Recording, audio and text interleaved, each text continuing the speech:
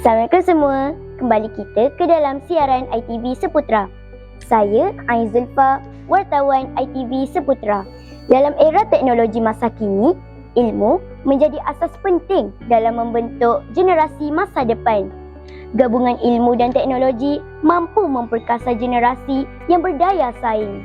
Mari saya tunjukkan kehidupan seharian saya dalam memperkasakan ilmu dan teknologi.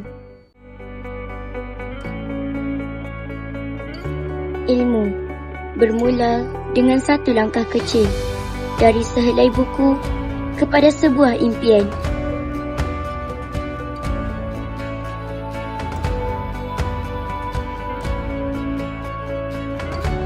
Di setiap halaman tersimpan pengetahuan. Di setiap persoalan lahir rasa ingin tahu. Ilmu bukan sekadar dibaca, tetapi difahami dan dihayati. Dunia kini berubah. Teknologi membuka pintu ilmu tanpa sempadan. Dengan satu sentuhan, maklumat berada di hujung jari. Apabila ilmu bertemu teknologi, lahirlah kreativiti dan inovasi.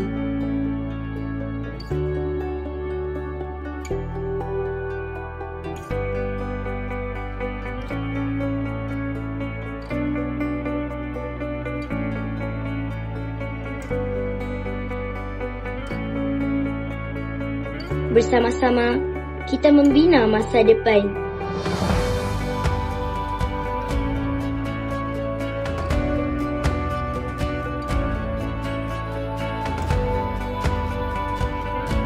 Ilmu di hati, teknologi sebagai pemangkin.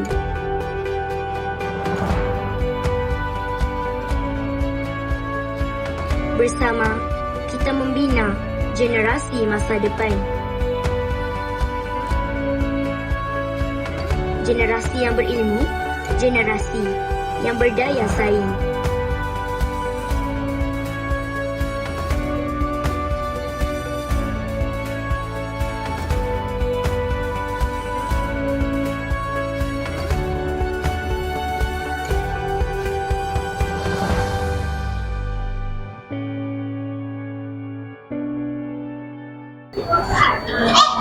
Dah tengokkan video tadi? Jangan lupa like dan subscribe. Saya Ain Zulfa, wartawan ITV Seputra. Jumpa lagi.